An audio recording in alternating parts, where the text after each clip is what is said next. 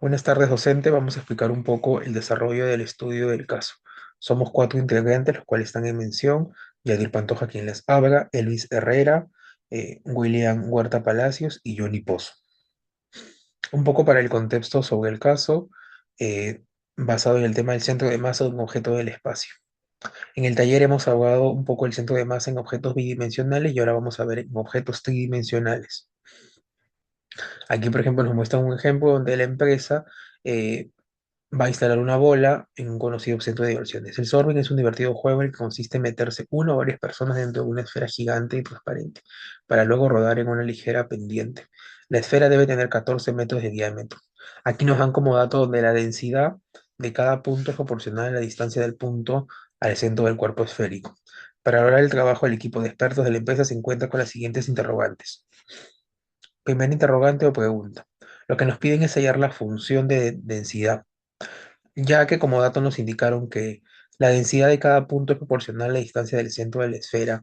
Tomaremos como punto base 0,0 como centro de la esfera o donde inicia, y ya que, bueno, para hallar cualquier punto en el espacio tenemos que restar el punto final versus el punto inicial, y este, al ser 0,0, no habría variación con la fórmula. Entonces tenemos como función, basándonos en las tres variables x, y, z, es igual a la constante, que es una constante proporcional, por la raíz de x al cuadrado más y al cuadrado más z al cuadrado. Si estuviéramos un valor sería distinto, en este caso hubiera sido x menos 0 al cuadrado, y menos 0 al cuadrado, z menos 0 al cuadrado, y por ello no hay ninguna variación. Con eso obtenemos la siguiente fórmula.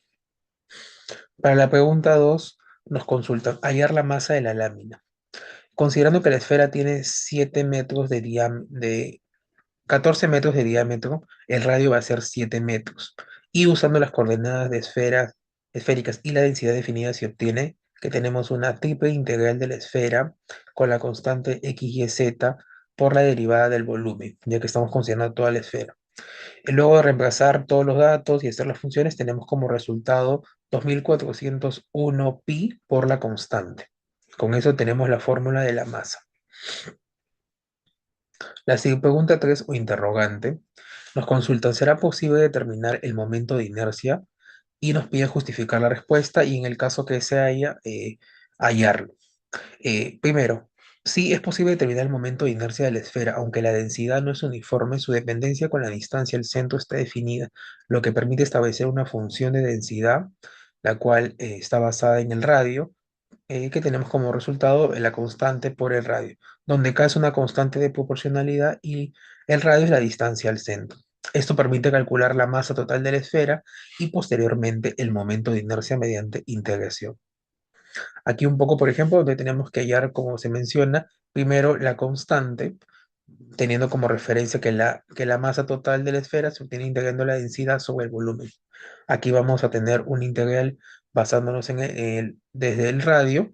Luego de resolver todas estas integrales, tenemos como resultado que pi kr a la cuarta es como un dato. Luego, para determinar la constante se necesita conocer también la masa total de la esfera o alguna otra condición. Asumiendo que se busca una expresión en términos de la masa total, se tiene como dato que la constante es igual a la masa entre pi r a la cuarta. Luego tenemos que hallar el cálculo de momento de inercia. El momento de inercia por una esfera con densidad variable se calcula como: tenemos una integral en base al volumen. Luego de resolver ello, todas las integrales, tenemos como resultado 2 pi k r a la sexta entre 3. Luego, sustituyendo la constante que hallamos inicialmente, que es la masa entre pi r a la cuarta, en la función que obtenemos de inercia, reemplazando que la inercia es igual a 2 pi entre 3 por la constante, que ya la reemplazamos por masa pi r a la cuarta por r a la sexta, tenemos como resultado 2 tercios de la masa r al cuadrado. Para hallar los datos en general, tenemos como diámetro 14 metros, siendo el radio 7 metros. Con ello tenemos, por ejemplo, reemplazando la inercia, el momento de inercia, que es 2 tercios de la masa por el radio, que en este caso sería 7 al cuadrado, y tenemos como resultado 98,3 de la masa.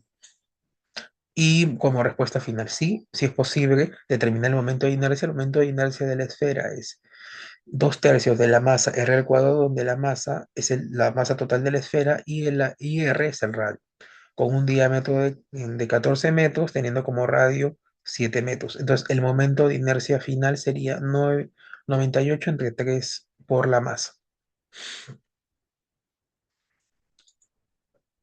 Con respecto a la pregunta 4, el equipo además se pregunta si la esfera fuese hueca, sería posible hallar el centro de masa, justifique su respuesta y hallarlo en el caso que sea afirmativo.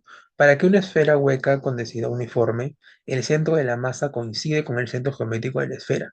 No requiere ningún cálculo adicional debido a la simetría esférica. Es como justificación, sí es posible hallar el centro de masa de una esfera hueca porque la simetría esférica garantiza que el centro de la masa esté en el mismo punto que el centro geométrico. No se necesitan cálculos adicionales más allá de determinar el centro de la esfera. Con respecto a la pregunta 5, también se pregunta si el centro de masa es independiente del sistema de referencia inercial empleado. El centro de masa del sistema de partículas es independiente del sistema de referencia inercial que elijamos solo únicamente de las masas de cada partícula y de sus posiciones relativas entre sí. Gracias.